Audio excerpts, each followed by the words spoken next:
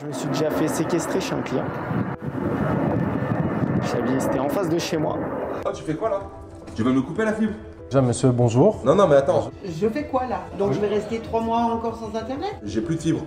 Et là, en fait, ma fibre, là, c'est celle-ci. Celle-ci, là. Attendez, déjà monsieur, vous touchez pas le boîtier. Ouais. Monsieur, c'est les fibres qui sont disponibles. Ouais. Ça peut pas être votre fibre, vous. Et moi, en tant que gérant, j'ai cette chose que je souhaite à personne.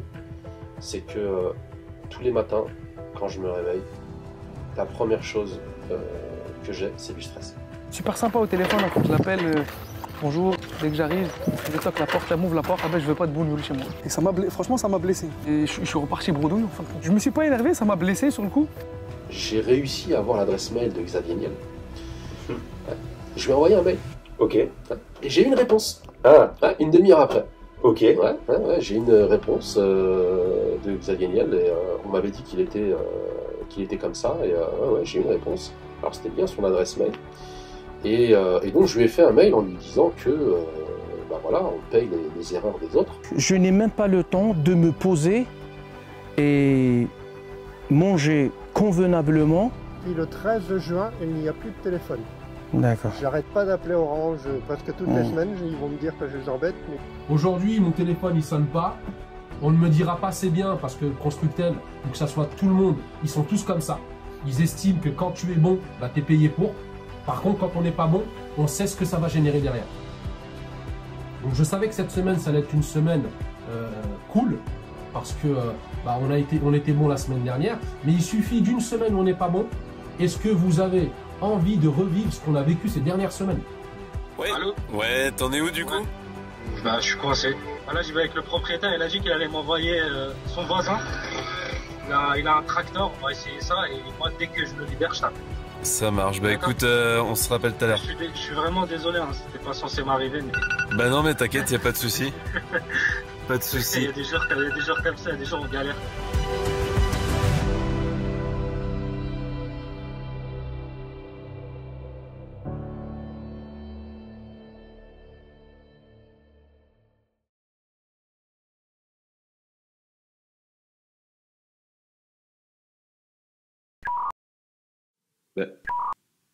Qu'est-ce qui se passe encore?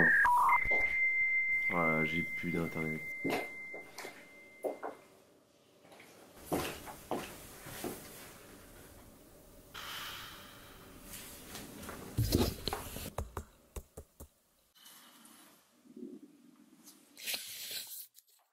Bonjour à tous, je me présente, je suis Guillaume Berson, je tourne des films depuis plus de 10 ans dans le domaine de l'entreprise. Aujourd'hui, j'avais très envie de vous parler autour d'un domaine, la fibre. Et surtout, les métiers autour de la fibre. Comme vous avez pu le voir juste avant, j'étais en pleine galère au niveau de mon internet. Ça, c'est arrivé à quasiment tout le monde. Concernant ma connexion, ils ont mis 3 semaines à tout réparer. De quoi devenir fou, parce que moi j'ai beaucoup besoin d'internet, surtout de la fibre, pour envoyer tous mes gros fichiers auprès de mes clients. Aujourd'hui, on se rend compte qu'on est devenu très dépendant d'internet. En général, on s'énerve sur quoi? Et sur qui surtout? La box en premier, le technicien qu'on a au téléphone.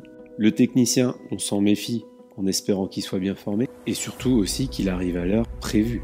Donc pour cela, il m'est venu de faire ce documentaire autour de la fibre, car derrière ce domaine, il y a toujours des hommes et des femmes qui veillent à ce que tout fonctionne bien chez nous. J'ai donc appelé dans mes contacts la personne la plus qualifiée dans ce milieu.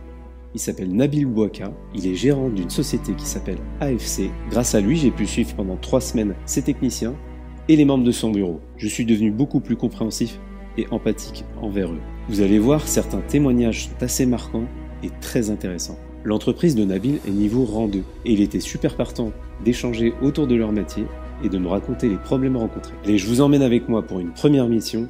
Attention, c'est parti. Je pars rejoindre Nordine, technicien nacelliste FTTH D3. FTTH correspond à Fiber to the Home, ce qui signifie fibre optique jusqu'au domicile. C'est un type de réseau de télécommunications physique qui permet notamment l'accès d'Internet à très haut débit.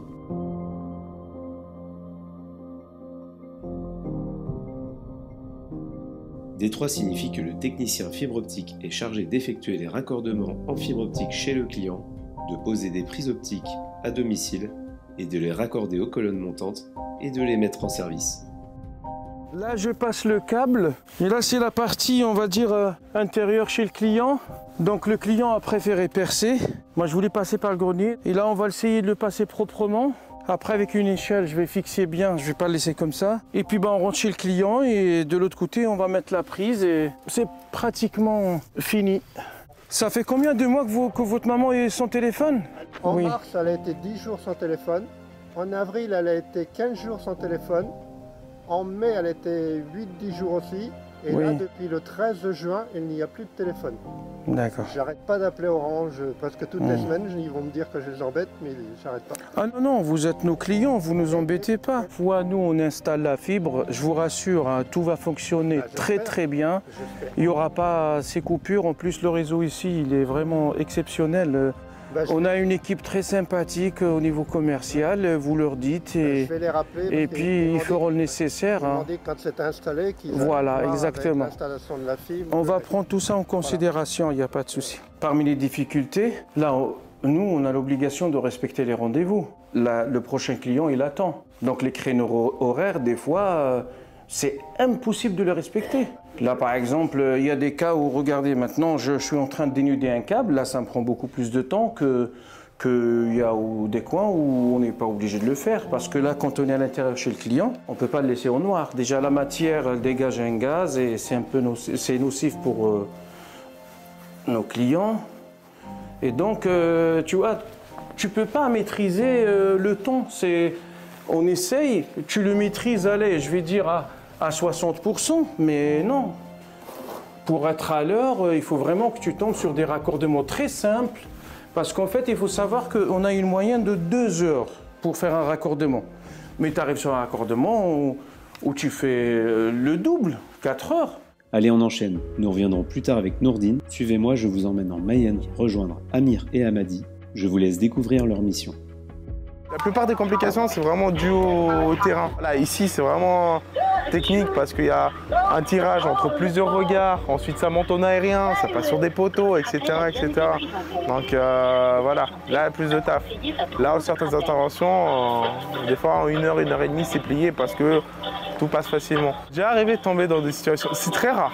Moi, ça m'est arrivé que 2-3 fois de tomber dans des situations de conflit, soit avec des collègues d'autres sociétés, soit avec des clients. Généralement, les clients, ça passe toujours bien. À la fin, au début, c'est compliqué, à la fin, ça se résout bien.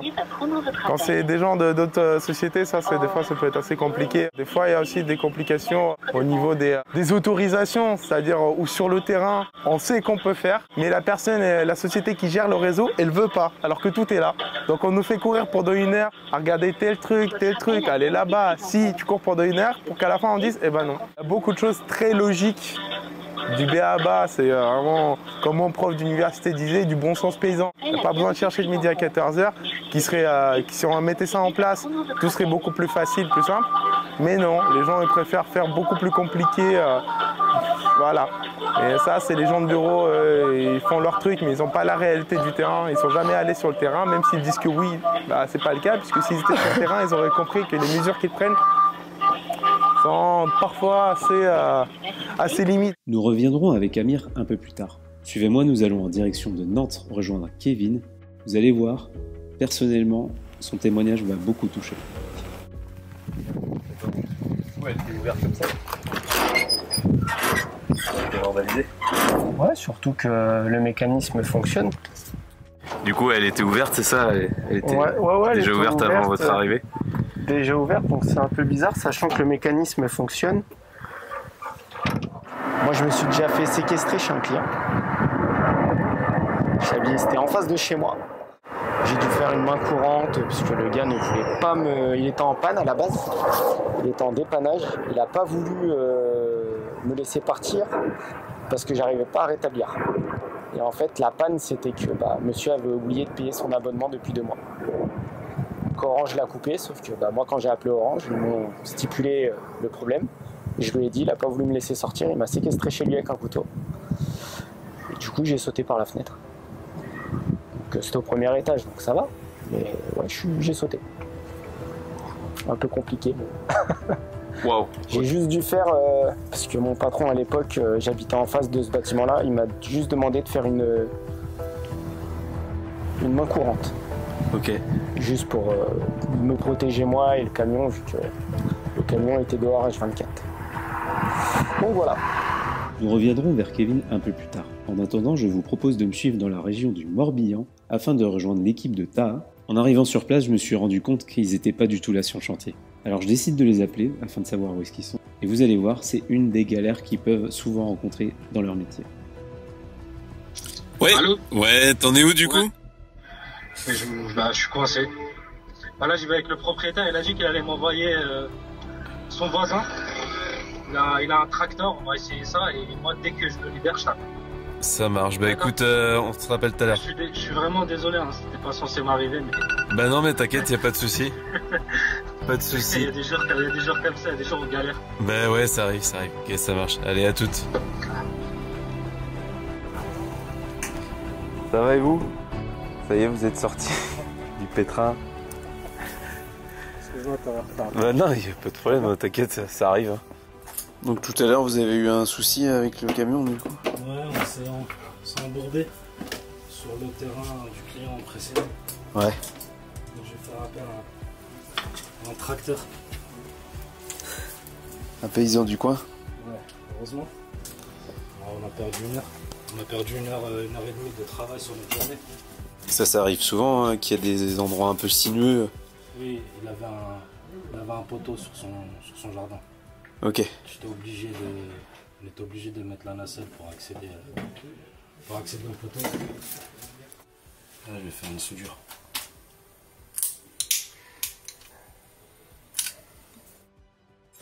Parfois, on est accueilli un peu froidement et au téléphone, il nous parle un peu sèchement, mais après, c'est à nous aussi de rassurer le client, de discuter avec lui et de lui dire que chaque technicien est différent et qu'on va essayer de faire au mieux. La difficulté aussi qu'on a, nous, enfin, est-ce que c'est une difficulté, je sais pas, c'est qu'on n'est pas super à l'aise avec les chiens. Et la plupart des clients ont des chiens, tu vois, comme je sais pas si on l'entend là, le chien. La plupart ont des gros chiens quand même. Et il y en a parfois qui comprennent pas que on n'est pas forcément à l'aise, on leur demande de les enfermer. Et moi, ça m'est déjà arrivé de me faire mordre 2-3 fois par exemple, tu vois. Tu préviens le client que t'es pas à l'aise, que le chien il est là, il te renifle, etc. Il t'empêche d'être concentré dans ton boulot. Et parfois, certains le prennent mal, quoi. Nous rejoignons une nouvelle équipe située dans le Finistère. C'est au tour d'Abdallah, un responsable QSE. Il est chargé de mettre en place et d'améliorer les politiques de l'entreprise, de sécurité et d'environnement dans une entreprise. Il a par ailleurs un rôle central dans l'instauration d'une stratégie de gestion efficace au sein de l'entreprise. Surtout sur des boîtiers comme ça, quand il y a beaucoup de clients qui sont raccordés, il faut faire très attention. C'est très fragile. Des fois, même en manipulant, on peut involontairement casser une fibre d'un voisin ou quoi que ce soit. Donc le voisin, quand il sort, il nous dit on n'a plus Internet. Bon, on ne le laisse pas comme ça en disant on s'en va, quoi. On essaye de le dépanner, quoi. Parce que ça peut venir de nous. Comme il y a des clients qui sont très malins aussi, qui sont en panne depuis longtemps et que quand ils nous voient intervenir sur un boîtier, puis qu'ils y pensent, ils disent bon, on essaye, on va voir si ça marche. Et après directement, on doit valider une route optique. Ça prend un peu son temps, mais ça va. Donc ils se disent on va tenter notre coup. Donc ils viennent nous voir en nous engueulant ou depuis que vous êtes là ça fonctionne pas. Mais bon, ça fait partie du métier.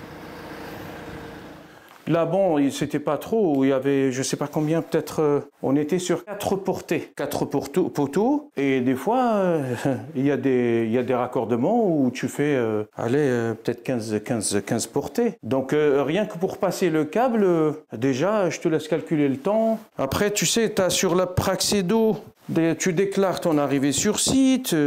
Après, si tu déclares pas à temps, tu as l'histoire du palier. C'est un stress permanent que tu dois gérer au quotidien.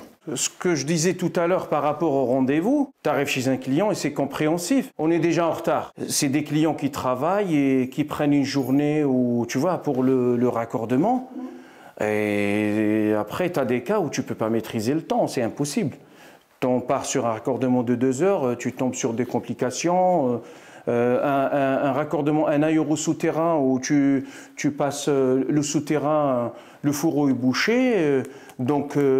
Alors d'une, tu essayes de tout faire pour ne pas déclarer un échec, parce que tu sais, on a le problème des taux des échecs. Donc, tu vois, tu fais tout. Alors, tu essayes de faire le maximum pour ne pas déclarer un échec et satisfaire le client. Et de l'autre côté, tu as un autre client qui attend, qui a pris sa journée. Tu vois ce que je veux dire? Et tu arrives chez le client il est mécontent. Et il y a des fois où on a du mal à gérer ce type de situation. Tu vois, parce que là, admettons, s'ils nous refusent ici, nous, on ne peut pas se permettre d'aller là-bas. Parce que voilà, il faut bloquer la route. Mais pour bloquer la route, il faut demander une autorisation de voirie. L'autorisation de voirie, tu vas l'avoir dans combien de temps? Ça ne sera pas demain ni après-demain. Donc le client, il va attendre. Il va péter un câble à un moment donné, il va changer d'opérateur. L'autre opérateur derrière, il va lui attribuer. Eux, des fois, ils pensent que on change de PB juste parce que c'est loin, on ne veut pas tirer de câble jusqu'à là-bas. Ben non. Moi, tu mets 10 poteaux sur la même ligne, il n'y a pas de problème. Tant que je ne dois pas bloquer la route, sur des routes où j'ai beaucoup de passages, là, il n'y a pas de souci. Moi, je les raccorde, moi, tous les poteaux. Jusque-là, venir de là, aller là-bas, revenir là-bas, ça pose des problèmes. Comme tout à l'heure, on est passé sur un SAV où le câble il a été arraché par un tracteur. Sauf que malheureusement, tu ne peux pas venir t'arrêter et poser la nacelle en plein milieu de la route. Tu es sur une départementale, tu as des camions, tu as tout qui passe. Tu ne peux pas te permettre de venir mettre ta nacelle au milieu, sachant qu'il n'y a même pas de bas-côté. Tu sais, admettons, pour te mettre bien sur le côté, tu peux pas. Tu te mets en plein milieu de la route et tu bloques une voie en fin de compte. Là, faut bloquer la route, même deux, ça suffirait même pas parce qu'il faut faire la circulation. Après, c'est le technicien qui prend tout, parce que c'est lui qui est en bas de l'échelle. Et malheureusement, après ça va, il y en a, ils sont très très compréhensibles. Pas mal de soucis, que ça soit client, fournisseur, Orange, d'autres techniciens, d'autres opérateurs. Les soucis, on en rencontre tous les jours. Après, le métier fait qu'il faut s'adapter en fait à ces soucis. Donc chaque situation, il faut le régler le plus rapidement possible et le plus tranquillement possible, surtout avec le client, parce que malgré tout, on offre un service, donc il faut respecter sa demande, bien sûr, si c'est faisable. Être dans un bureau, c'est pas fait pour moi de base. Après, être sur un chantier pendant des jours et des jours, non plus. Je me dis, le fait de changer de client, avoir 3-4 clients par jour et de changer comme ça, c'est plutôt intéressant. Pendant une certaine période, sur un autre secteur, dans le 36, on a eu pas mal de soucis avec un opérateur en particulier qui s'amusait à couper nos câbles, nos jarretières dans les armoires. Donc tous les câbles abonnés qu'on passait en orange étaient coupés. Donc on se retrouvait avec des fois une cinquantaine de jarretières à repasser juste en une journée. Un peu compliqué. C'est du temps perdu. Du temps perdu, de l'argent perdu, c'est... Après, le problème, c'est qu'on ne peut pas dire à qui la faute. On ne pourra pas retrouver la personne, quoi qu'il arrive. Mais c'est toujours contraignant, on va dire. Absolument que vous fassiez tout du premier coup. Si vous ne faites pas du premier coup, il y a un indicateur qui va faire que vous allez être pénalisé. Il faut rentrer un maximum d'interventions en une fois. Si on décale les rendez-vous, bam, l'indicateur il est déjà mauvais, donc pénalisé. Ouais. Ici, il est mauvais pendant un certain temps, trop longtemps, on est mort. Sauf que du coup, si on veut respecter les règles, on est obligé de décaler les rendez-vous, comme dans ce cas de figure ici. Non, on fait les choses bien, de la règle. Et par contre, on doit accepter le fait qu'on va être pénalisé, alors que c'est pas de notre faute. Un des soucis de la fibre, c'est qu'il y a beaucoup de techniciens, ils ne respectent pas certaines règles parce que ça leur fait perdre énormément de temps. Si à côté, les sociétés comme Orange et autres, tout le monde, en fait, c'est un problème générique dans la fibre, toutes les sociétés, ils mettaient en place des circuits téléphoniques plus rapides, du coup, ça motiverait beaucoup plus les gens à vraiment respecter les règles qu'on nous donne. C'est-à-dire passer par les donneurs d'ordre pour déclarer les routes optiques. Mais vu que ça prend une heure et qu'à la fin on nous dit non, il y en a beaucoup, ça les frustre et ils ne cherchent plus. Ça, c'est un des problèmes où ça bloque entre le terrain et au-dessus. Donc c'est le quotidien. Là, cette intervention, elle aurait pu être moins compliquée si, admettons, on avait l'autorisation d'utiliser ça en tant qu'aiguille. Vu que ça coulisse très très bien à l'intérieur et ça bouge des deux côtés. Mais malheureusement, ils veulent pas. Sur risque d'amende de 3 000 €. Donc là, si ça bloque vraiment et qu'on ne peut pas malheureusement le faire, il va falloir qu'elle fasse des travaux. Mais comment elle va faire des travaux, elle? Vu que là, c'est pas chez elle. Et que de l'autre côté, elle ne sait pas par où que ça passe non plus. Dernière anecdote, c'était la semaine dernière où j'ai refusé à un client de le faire parce que chez lui, c'est juste impossible de rentrer, tellement c'était sale. Des odeurs très très fortes. Malheureusement, on a le droit au droit de retrait quand on arrive chez des gens comme ça. On peut pas dire oui à tout non plus. Une cliente aussi, super sympa au téléphone. Je toque la porte, elle m'ouvre la porte. Ah ben je veux pas de bougnoule chez moi. Automatiquement, ben, je veux pas de bougnoule chez moi. Moi, je me suis pas énervé, ça m'a blessé sur le coup. Et je suis reparti bredouille, enfin. Et franchement, ça m'a blessé. Ça arrive, des choses comme ça. Bon, après, c'est rare. Hein. C'est vraiment rare. Hein. C'est pas comme si ça arrivait tous les 2 jours. C'était d'ailleurs la seule fois où ça m'est arrivé. Je suis en train de bloquer, là. On nous appelle les super-héros de la fibre, madame. C'est ça. Il y a des clients, là, je sais pas c'était quand, c'est quand même ça date. Il y a un client, à mon arrivée, j'ai dit bonjour, il m'a dit dégage. C'est parce qu'il en avait marre d'attendre. Sachant que je l'ai appelé à plusieurs reprises. Je l'informe que voilà, il y a un retard. Et moi, qu'est-ce qu'on fait sur le terrain? Dès que tu vois que c'est compliqué et tu vas arriver en retard, tu essayes d'appeler ton client. Donc tu l'appelles, tu le rassures, tu lui dis voilà, il va y avoir un retard pour lui qu'il puisse s'organiser, il va pas attendre, il va pas rester sur place à attendre. Mais après, c'est retard après retard. Si tu veux la qualité, il faut du temps. Il faut du temps.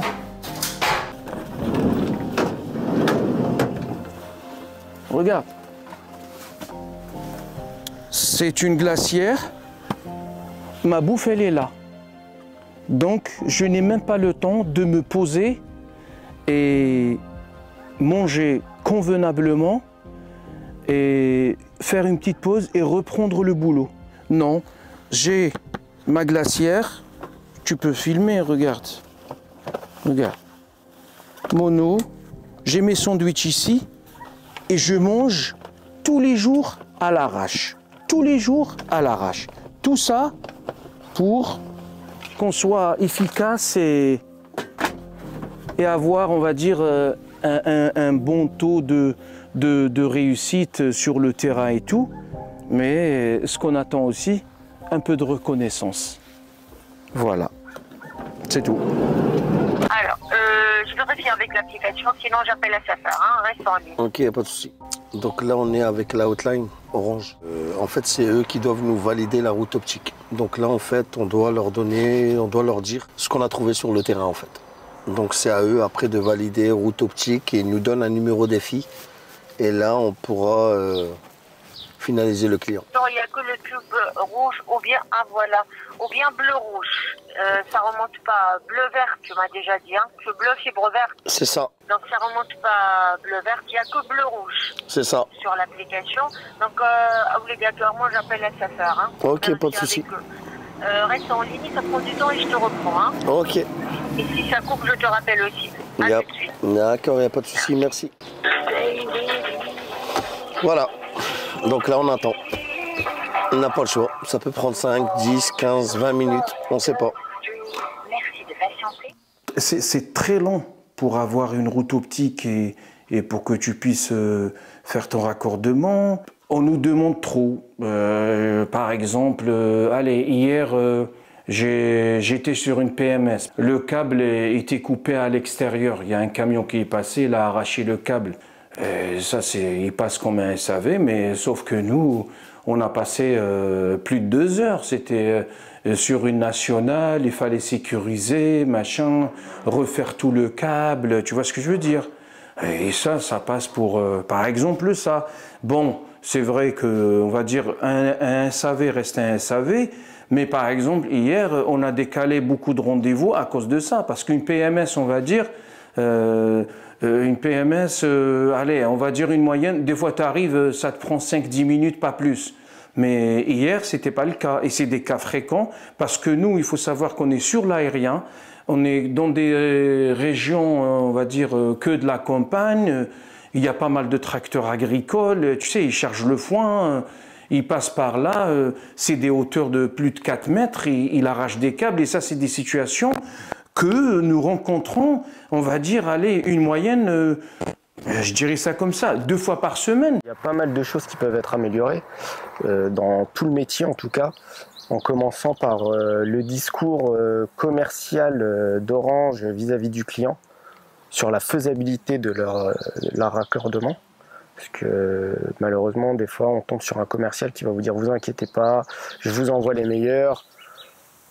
Qu'il soit meilleur ou pas le technicien, si le raccordement il n'est pas possible, il le sera jamais, mis à part si le client fait faire des travaux. Donc ça, malheureusement, ça arrive beaucoup. Donc peut-être essayer d'améliorer ça, ou alors carrément faire déplacer un technico-commercial. Ça fait un bout de temps que j'ai ça dans la tête. Faire déplacer un technico-commercial pour au moins aiguiller, voir la faisabilité. S'il est faisable, tant mieux. Passer des aiguilles, voire même tirer des ficelles. Parce que combien de fois, à première vue, ça a l'air d'être faisable, mais on tombe sur un GC, une conduite entre le client et l'extérieur bouchée. Donc ça repousse le rendez-vous, ça fait appel à Orange pour réintervenir sur la voirie, donc très compliqué. Ou alors même un blocage chez le client. Les armoires comme ceci, un peu plus surveillées, tout opérateur, je ne parle pas que d'Orange, tout opérateur.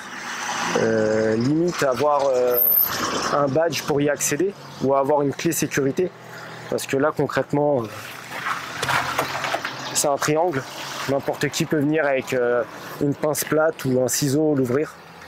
Nous les premiers, quand on n'a pas notre triangle sur nous, on l'ouvre avec un ciseau. Donc ça pourrait être des points pour éviter des dépannages intempestifs, une jarretière qui est arrachée, coupée, donc ça pourrait être intéressant. Je reprends la route afin de vous emmener aux locaux d'AFC en Vendée. J'ai pu aussi m'entretenir avec les membres de l'équipe afin de connaître leur vécu au sein d'AFC. Direction Chaland, c'est parti. Moi, purement assistanat de direction, développement d'autres structures, parce que donc, le premier contrat Orange était avec Atlantic Fibre Consulting, puis ensuite on a eu l'opportunité de mettre Antenne Fabrique Communication, qui était une structure que j'avais créée avec Nabil, sur toute la partie juridique administrative. Et en fait, là, ça a permis... en fait, j'ai pu mettre au service de l'entreprise l'ensemble des volets que j'avais pu apprendre. La difficulté du métier, notamment sur la partie facturation, en fait, on reçoit des attachements, c'est qu'en fait, on ne peut pas contrôler la facturation si on n'a pas la connaissance terrain. Moi, au début, quand je suis arrivée, je faisais juste, j'étais juste assistante d'Anaël. Et après, j'ai pris la flotte de véhicules. Et ça m'a apporté énormément personnellement et dans mes compétences. D'autant plus qu'on est une bonne équipe. Enfin, aujourd'hui, on se complète tous. On a tous nos tâches. Mais si on a des galères, si on a vraiment des imprévus, tout le monde va s'aider. Donc, c'est ça qui est hyper intéressant ici. Et oui... on peut en plus évoluer, on peut aller très loin, parce qu'on a vraiment une équipe soudée. Et ça, c'est super intéressant. Ça fait vraiment une force, justement, dans cette entreprise. C'est que déjà, on est une entreprise familiale, et on sent qu'on a vraiment tous un lien entre nous. On s'entraide tous. Et ça, c'est hyper important. C'est pas dans toutes les entreprises où on a ça. Faut dire que le recrutement est quand même bien fait. On a à peu près tous les mêmes valeurs, les mêmes convictions. Et ça, c'est super. Surtout quand on est dans une entreprise cosmopolite. C'est incroyable d'avoir plusieurs cultures, etc. C'est super. Et je pense que c'est ça qui fait aussi cette force, que ce soit dans les bureaux ou sur le terrain, qu'on ait tous vraiment une cohésion. Et c'est vraiment hyper intéressant de travailler dans un cadre comme ça. Bonjour à tous. J'espère que tout le monde m'entend bien. Pour ceux qui sont sur le terrain ou au Maroc. Donc, réunion, aujourd'hui nous sommes le 25 novembre. La dernière réunion qu'on a faite, c'était le 31-10, Manon, c'est ça? Ouais, c'est ça. Ouais, donc on a un peu tardé, c'est vrai qu'on a décalé ces 2 dernières semaines. On a eu 2 dernières semaines un peu... c'était un peu houleux, il y a eu beaucoup de combats. Donc du coup, j'ai décidé qu'on décale d'une semaine à une autre à chaque fois parce que sinon, on n'allait pas y arriver. Ayez l'habitude, qui que ce soit, si vous n'avez pas de réponse à donner tout de suite, bien pris en compte, je reviens vers vous dans 24 heures ou dans 48 heures. Au moins, l'interlocuteur, lui, il sait que vous avez traité le mail. Il sait que vous l'avez reçu. De recevoir des appels de techniciens ou de gérer des litiges et problèmes avec les techniciens, moi, j'en peux plus. J'en peux plus. Myriam, ce métier-là, on te l'a expliqué, il y a aussi beaucoup de gestion de conflits, gestion humaine, il va falloir que tu t'y fasses. Il va falloir trouver le canal de communication avec les techniciens pour pouvoir, souvent de fois, il faut les calmer. Là, la semaine dernière, là où je suis super fier d'AFC, c'est qu'on a distancé tout le monde sur la matrice maturité en Bretagne. D'accord ? On a distancé tout le monde et on a marqué le pas en étant le plus gros sous-traitant, 14% de poids, c'est énorme. et on est à 79% de taux de maturité. Aujourd'hui, mon téléphone, il sonne pas. On ne me dira pas c'est bien parce que Constructel, ou que ça soit tout le monde, ils sont tous comme ça. Ils estiment que quand tu es bon, bah, tu es payé pour. Par contre, quand on n'est pas bon, on sait ce que ça va générer derrière. Donc je savais que cette semaine, ça allait être une semaine cool, parce que bah, on était bon la semaine dernière, mais il suffit d'une semaine où on n'est pas bon. Est-ce que vous avez envie de revivre ce qu'on a vécu ces dernières semaines? Voilà. Voilà.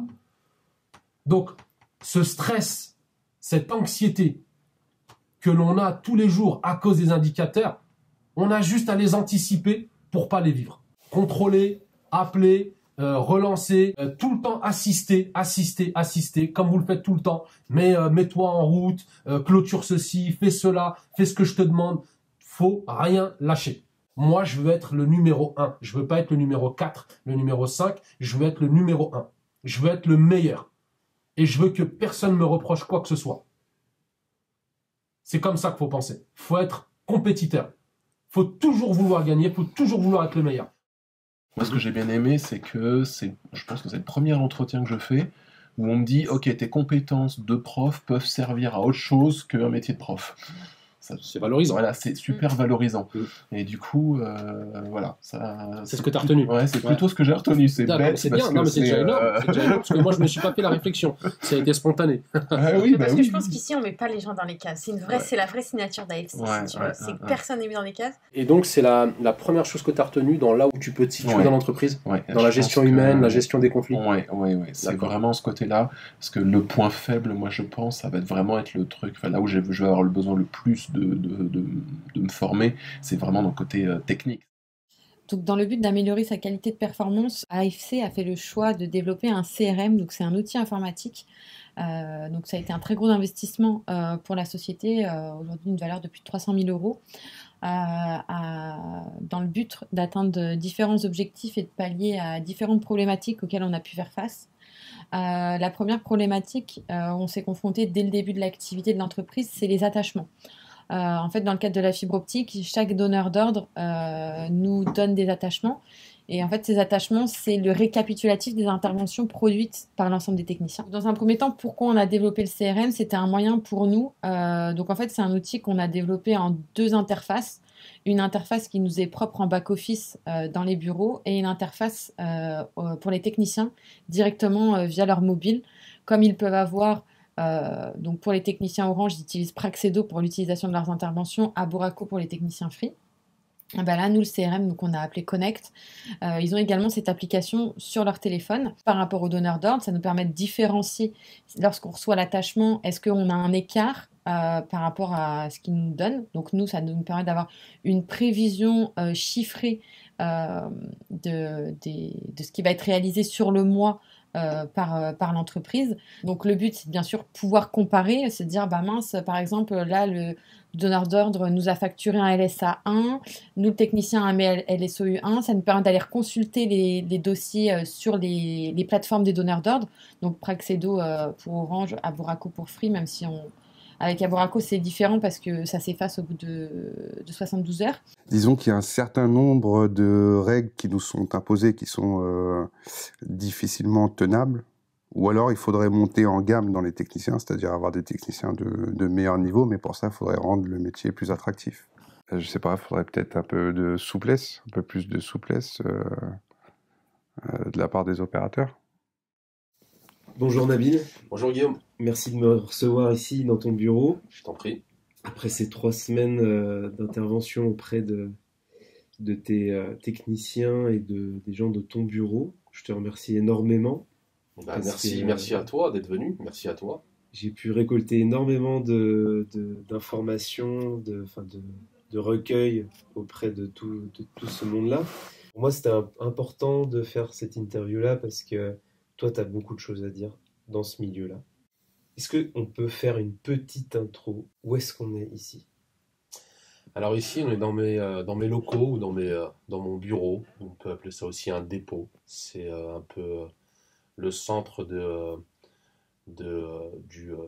tout ce que j'ai pu réaliser jusqu'à présent dans l'histoire d'AFC. Et donc on est ici dans mon bureau, là où je suis seul, là où je passe le plus de temps. Et puis autour de moi, mes équipes, que ce soit administratif ou opérationnel. Donc j'imagine que tu as eu une vision de ton métier, de ce que tu voulais accomplir. Quels ont été les moyens?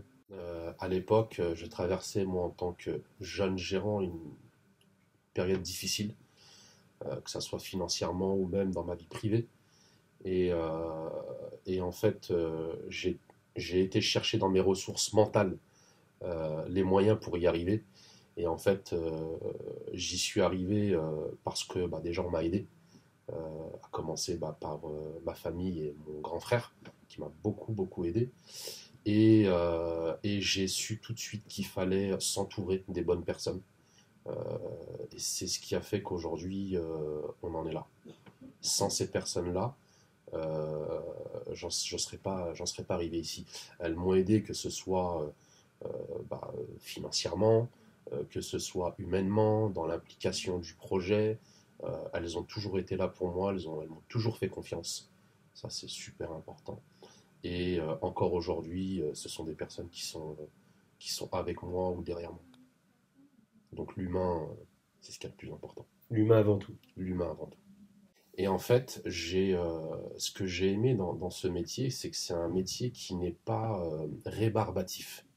Et donc j'ai tout de suite compris qu'il y avait de la demande, énormément de demande dans ce métier. Et selon moi à l'époque, ce que vraiment j'avais pointé du doigt, c'était qu'on était sur un métier qui était nouveau. On était vraiment dans un nouveau métier. Et je me souviens que je ne m'étais pas trompé, puisque 1 an, 2 ans après, et les vœux du président Macron à l'époque, c'était la fibre pour tous. Et à ce moment-là, je me suis dit, bon, je suis sur un bon créneau, un bon métier, on est dans l'innovation. Le futur président qui a été élu par la suite donc, a mis énormément de moyens sur j'ai envie de dire, cette nouvelle technologie du télécom, puisqu'on est vraiment sur une nouvelle technologie. Et je me suis dit qu'il fallait tout de suite que j'investisse dans ce projet. Et depuis le début de ton parcours, qu'est-ce qui ne t'a pas plu dans ce métier?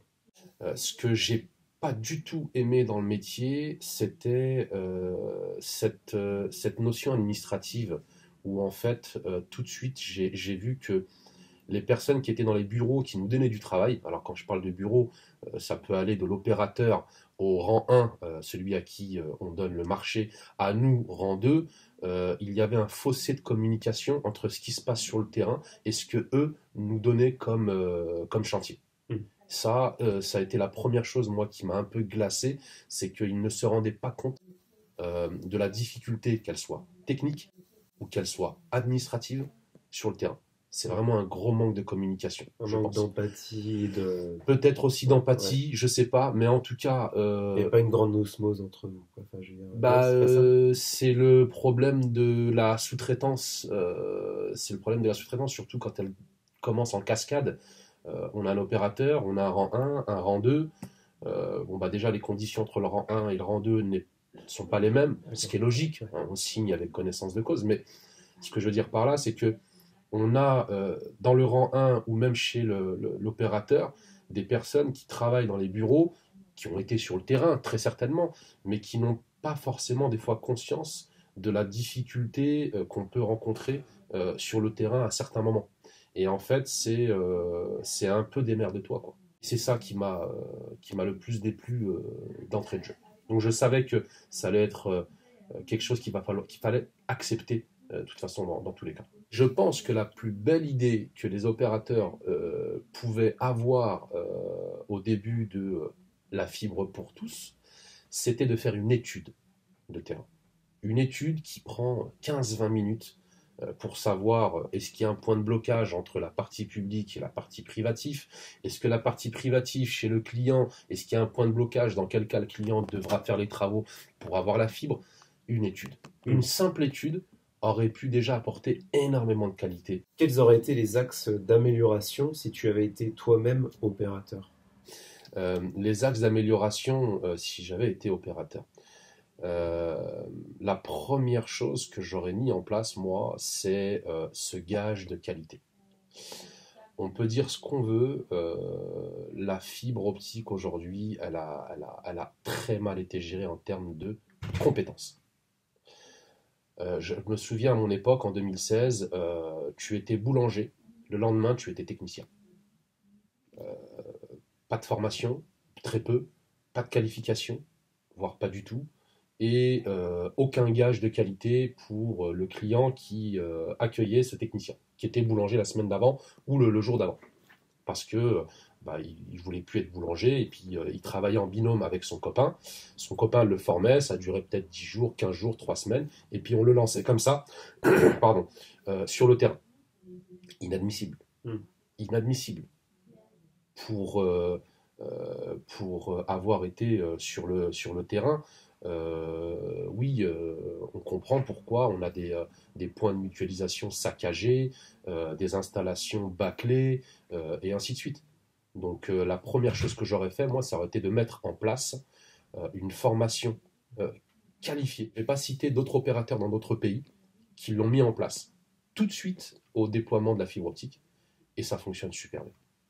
Et je pense qu'on a été trop vite. Et tu peux citer des pays? Proximus, Belgique. Okay.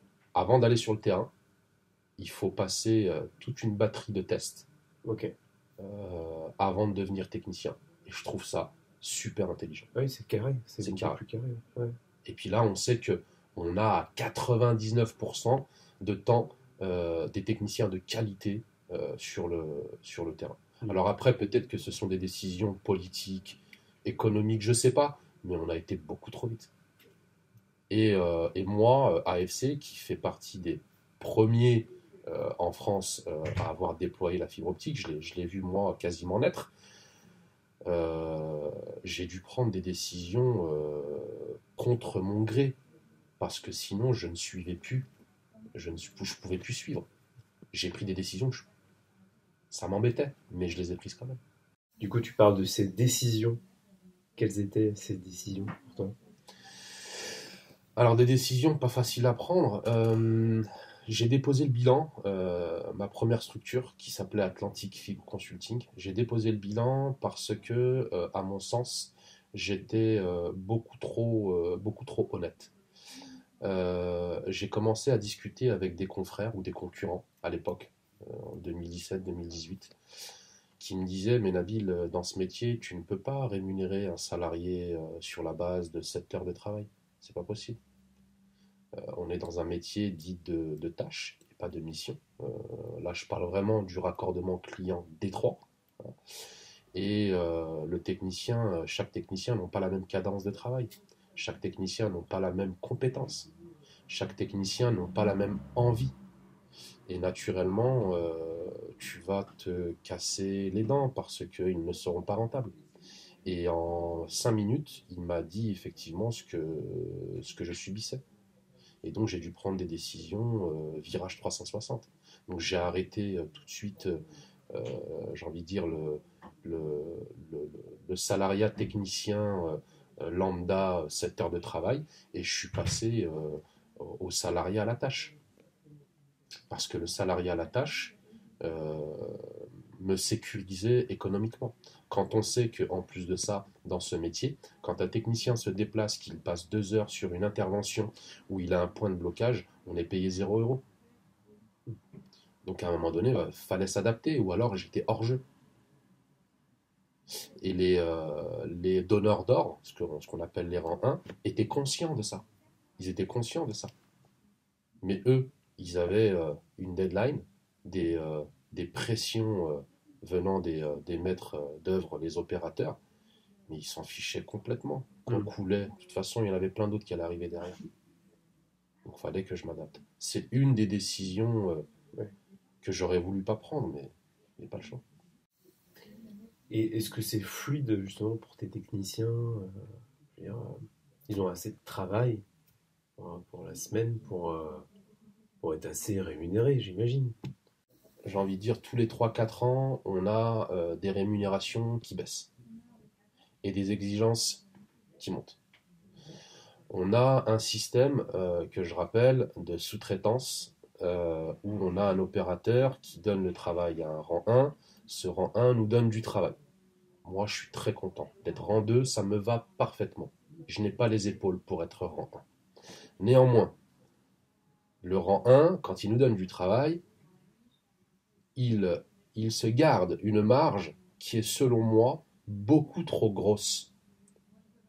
Il ne se soucie pas de la rémunération, ou peu, pardon, de la rémunération qui va être donnée au rang 2. Est-ce qu'il va pouvoir payer ses charges, payer ses techniciens, mettre du gasoil, payer les charges d'une structure? Ou alors, est-ce qu'il différencie la grosse structure rang 2 de la petite structure? Parce que le rang 1, il y en a pour certains, ils sous-traitent à des auto-entrepreneurs. Ces auto-entrepreneurs, ils ont le même bordereau de prix que nous, qui avons des milliers de charges. Il y a, à mon sens, dans ce métier, trop d'incohérences au niveau administratif et surtout économique. Ce qui fait que sur le terrain, ça se ressent au niveau de la qualité. Parce qu'aujourd'hui, c'est ce qu'on reproche à cette technologie en France, c'est qu'elle est mal déployée. Mais elle est mal déployée pourquoi? 1, parce qu'il n'y a pas de qualité, on n'a pas contrôlé la qualité, et 2, parce que c'est, j'ai envie de dire, pour souvent mal rémunéré. En tout cas, nous rend 2. Limite pas dormir en fait, quoi, pour être le plus réact possible, quoi, pour s'investir sur le terrain. Oui.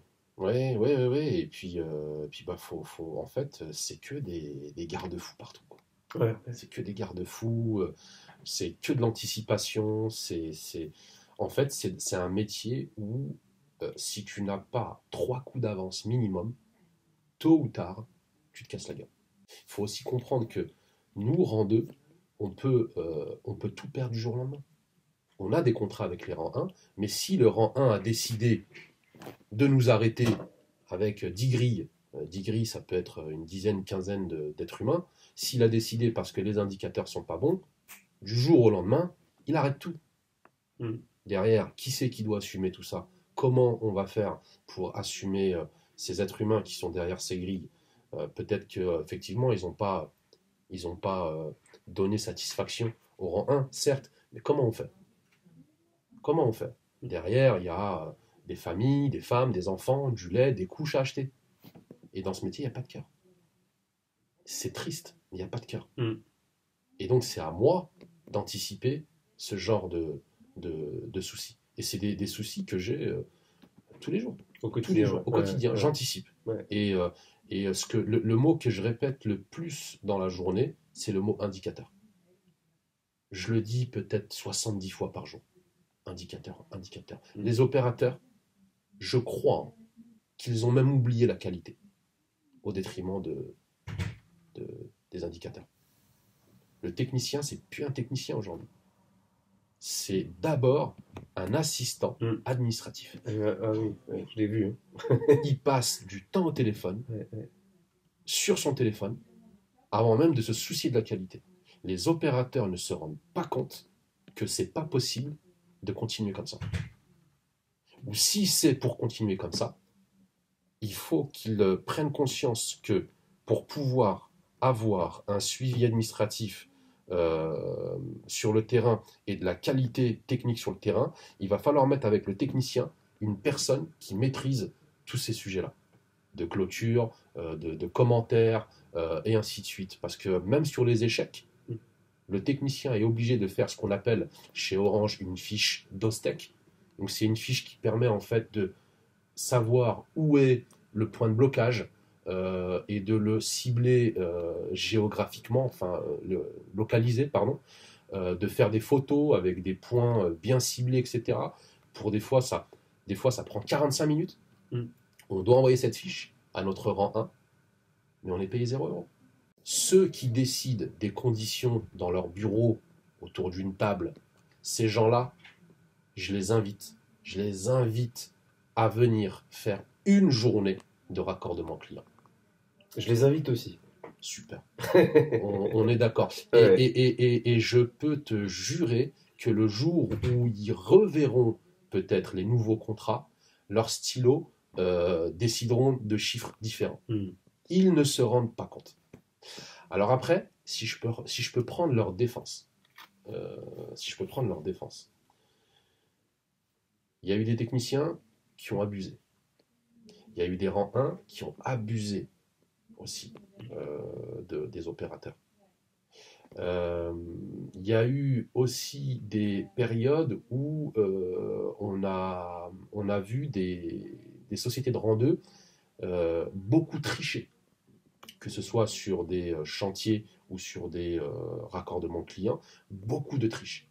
Je comprends les opérateurs quand ils prennent des décisions de durcir. Mais il ne faut pas mettre tout le monde dans le même sac. Il faut faire du cas par cas. Bon, chez AFC ou chez Intel, on est sur un taux de satisfaction plutôt très élevé. Peut-être qu'on devrait revoir des choses ensemble. Je sais pas. C'est une idée. C'est une idée. Après, je sais que c'est beaucoup de travail et je pense qu'ils n'ont pas le temps de faire ça. Mais à un moment donné, on est plusieurs comme AFC. Attention, on n'est pas les seuls. Moi, j'en connais plein des sociétés qui ont investi comme moi et puis qui donnent le meilleur d'eux-mêmes. Mais on a tous le même sentiment. C'est je suis fatigué, j'en ai marre, je suis fatigué. Mais pourquoi on continue? Parce qu'on a tous aussi nos vies de famille et nos obligations. Puis aujourd'hui, moi, je sais faire que ça. Donc voilà, je veux pas changer de métier parce que j'aime aussi ce métier. J'aime énormément ce que je fais. Donc il y a du bon, il y a du mauvais, comme tout. C'est ce que je te disais au début. Il y a des choses qui peuvent être évitées. Mais ça, moi, je suis qu'un petit. Oui, bien sûr. J'ai réussi à avoir l'adresse mail de Xavier Niel. Je lui ai envoyé un mail. Ok. Et j'ai eu une réponse. Une demi-heure après. Ok. J'ai une réponse de Xavier Niel et on m'avait dit qu'il était comme ça et j'ai eu une réponse. Alors c'était bien son adresse mail et donc je lui ai fait un mail en lui disant que on paye les erreurs des autres. Nous, structures sérieuses et qui souhaitons s'installer durablement et grandir, on a été jugés, j'ai envie de dire sanctionnés à cause des autres et que c'est vraiment dommage. Et ce qu'il m'a répondu en 2 phrases, bonjour, en gros il me dit que il y a eu des abus en interne chez lui et que c'est plus lui qui s'occupe de ça. D'accord. Bon courage. En tout cas il m'a répondu. C'est honorable. Pour moi c'était déjà parfait qu'il me réponde. Et je m'en doutais avant que tu me dises ça, je me suis dit mais lui c'est pas lui qui a dû gérer tout ça. Mais je pense pas qu'il ait le temps. Ouais, voilà. Mais déjà, c'est cool d'avoir reçu déjà un message de sa part, ce qui ne règle pas le problème, mais je m'attendais à ce genre de réponse. Oui, bon après voilà, c'est comme ça. Et puis il faut rien lâcher. Qui sait, dans 1 an, 2 ans, 3 ans, on me rappellera. Et puis oui, c'est ce que je pensais aussi. Voilà, faut rester positif. Mais au moins, ils savent que tu es là. Tu réponds présent. Tu as toujours répondu présent pour eux. Tout à fait. Et que la qualité ne changera pas. Je les remercie aussi, parce que bon, même si c'est pas lui et puis qu'on est des petits, voilà, il a quand même fait tourner ma société pendant 3-4 ans et ça s'est très bien passé. Bon, voilà, c'est dommage, quoi. Et moi, en tant que gérant, j'ai cette chose que je souhaite à personne, c'est que tous les matins, quand je me réveille, la première chose que j'ai, c'est du stress. Et le stress commence par... Et là, c'est qu'est-ce qui va se passer aujourd'hui? J'ouvre un œil. C'est le problème du 21e siècle. C'est dès qu'on se réveille. C'est ça. C'est le premier réflexe. C'est de regarder son téléphone. Comment on va commencer cette journée? C'est ça. C'est quoi la suite? C'est ça. Quand on a des humains qui sont itinérants, qui bougent de partout, t'es pas à l'abri d'un accident, d'un décès, d'une grosse pénalité parce qu'il a fait une erreur, ou alors un client qui est déçu parce que ton technicien s'est mal comporté chez un client. Parce qu'aujourd'hui, c'est comme ça. Le rang 1, aujourd'hui, AFC, c'est le technicien qui est sur le terrain. Et j'ai déjà eu ce discours avec plein de donneurs d'ordre, quand on leur explique des fois que ce technicien, ça fait 3 ans qu'il est chez nous, aujourd'hui il a fait une grosse faute et qu'il va être pénalisé, voire arrêté, eux ils sont contre-fiches. Pour eux, c'est pas le technicien qui a fait l'erreur, c'est AFC. Et c'est AFC qui est pénalisé. Combien de fois j'ai demandé aux donneurs d'ordre de faire la part des choses? Ils veulent rien savoir. Ils veulent rien savoir. Est-ce que tu as des choses à ajouter, un message? Moi, ce que je demande, c'est simplement aux opérateurs de plus venir sur le terrain. Voilà. Je ne parle pas de rang 1, je parle des opérateurs. Venez plus sur le terrain. Le documentaire que tu fais là, je te remercie infiniment parce que je sais que tu vas montrer des images, des belles images, parce que tous les techniciens diront du bien de leur métier, mais il faut aussi que les opérateurs comprennent les difficultés que eux, en amont, peuvent très facilement éviter. C'est vraiment la seule chose dans ce métier que les opérateurs doivent vraiment progresser.